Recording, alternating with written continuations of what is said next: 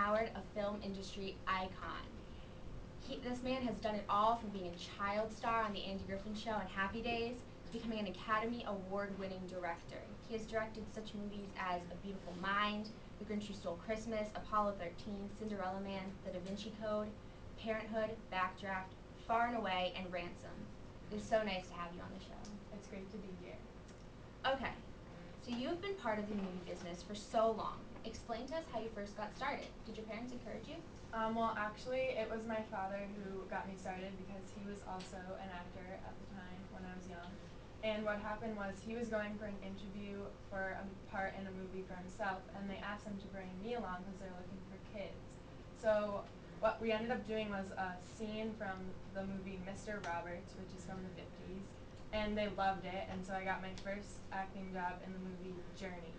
But I do always remember, like, when I was young and on the Andy Griffith Show, my parents telling me that if I didn't want to, I didn't have to act, so it wasn't like they're forcing me to do anything, but rather supporting my own decision. So how was it that you went from being a child star to a director?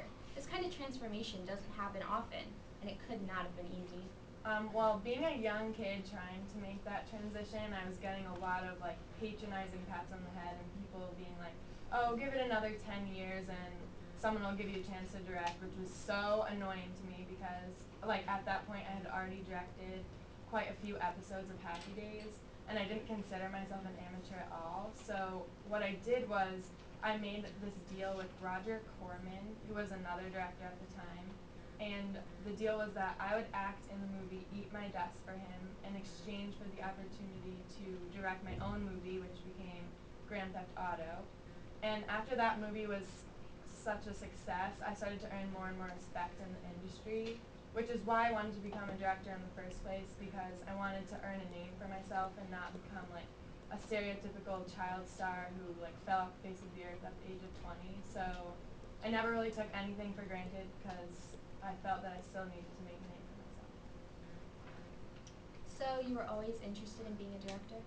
Yes, I can remember being on the Andy Griffith Show, like talking with all the cameramen about like set lighting and all the different camera angles. And I think like the reason for that was because as a child actor, you're at everyone's disposal. And after my experience with that, I wanted to control my own destiny and like become a leader in the business. You have made so many different kinds of films, from A Grinch Who Stole Christmas with Jim Carrey to Apollo 13 with Tom Hanks. What is it about certain stories that makes you choose them to make a movie out of? Well, a lot of times it's because the story presents like a certain challenge that I'd like to overcome, but generally it's because of the characters and the story. Like I'm all about the characters and what they're going through, which is why I love doing movies like A Beautiful Mind and Frost Nixon, because the characters are just so rich and in-depth. And a lot of times I choose not to do a movie because like I'm not passionate about it, and like I wouldn't do a movie just because it's expected to be a success, which is why like I turned down movies like Spider-Man, Batman, and even Harry Potter, which my partner was not too happy about. Wow, but actually, tell us more about your partner, whose name I believe is Brian Grazer. Yes, Brian and I are co-partners of Imagine Entertainment, which is a film and television production company. And some of the stuff that we have done with that includes the Da Vinci Code, Apollo 13, 24, Arrested Development, 8 Mile, and recently the movie Changeling. So you are just a busy man. Okay, so you have directed so many successes in your life, and I would like to take time just to talk about a few of them. Number one, a classic, Apollo 13. What do you think about the success that this movie achieved? Well, I like to think that it's the karma of the Apollo 13's crew, because at the time that the incident happened, their story was kind of swept under the carpet, and they weren't, like, no one knew about it, and so I felt really great that I was able to tell their story for them and earn them the respect that they deserved, and it was just really fun. Yeah, I definitely agree. You did a great job with it, and here's a clip from Apollo 13.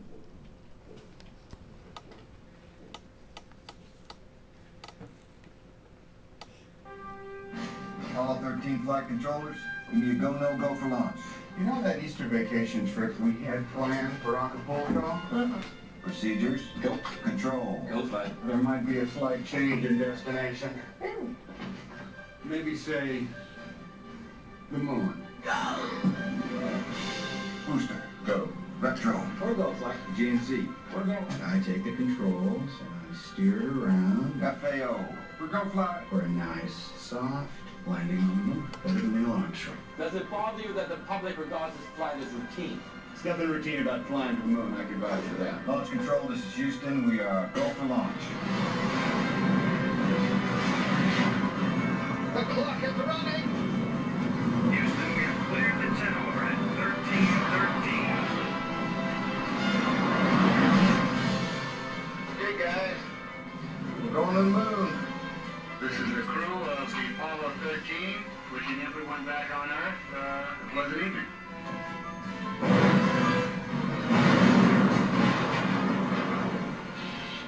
Houston, we have a problem. We got a wicked shimmy up here. Houston, we are venting something out into space. It's definitely a gas Of some sort. It's like the heart rates are skyrocketing. The Apollo 13 spacecraft is apparently losing breathing oxygen. The emergency has ruled out any chance of a lunar landing. Why are so many people here? Something broke on your daddy's spaceship. I have a request from the news people. Take it up with my husband. He'll be home on Friday. Flight, we have lost the radio contact. Econ, what's your data telling you? It's reading a quadruple failure. That can't happen. It's got to be instrumentation. Just explain it to me. This rate, we're going to skip right out of the atmosphere, and we're never going to get back. Well, we're looking at less than 15 minutes of life support in the Odyssey. We never lost an American in space. We're sure as hell not going to lose one on my watch. Odyssey, do you read me? How long does it take to power up the LEM? 3 hours by the checklist. We don't have that much time.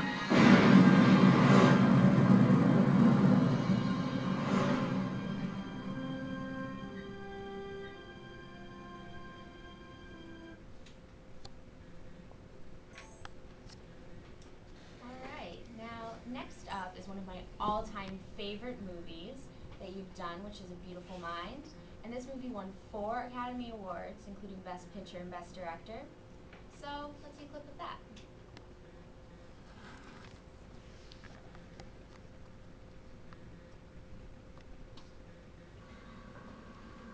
Do you see what they're doing in there?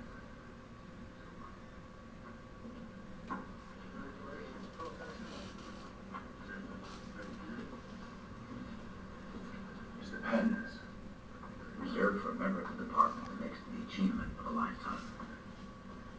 What do you see, John? Recognition. Well, try saying accomplishment. Is there a difference? John, you haven't focused. I'm sorry, but up to this point, your record doesn't warrant any placement at all. Good day. And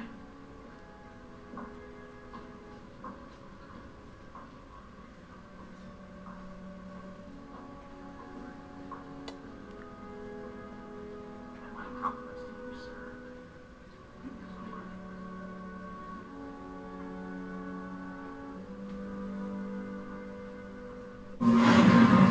John Nash was one of the most brilliant minds of his generation. Welcome to Princeton. Who among you will be the next Einstein? Find a truly original idea. That's the only way I will ever distinguish myself. It's the only way I will ever matter. He saw the world What is Nash? Out there, looking for his original idea. in ways that no one could imagine. This flies in the face of 150 years of theory. Congratulations, John. It's the achievement A lifetime.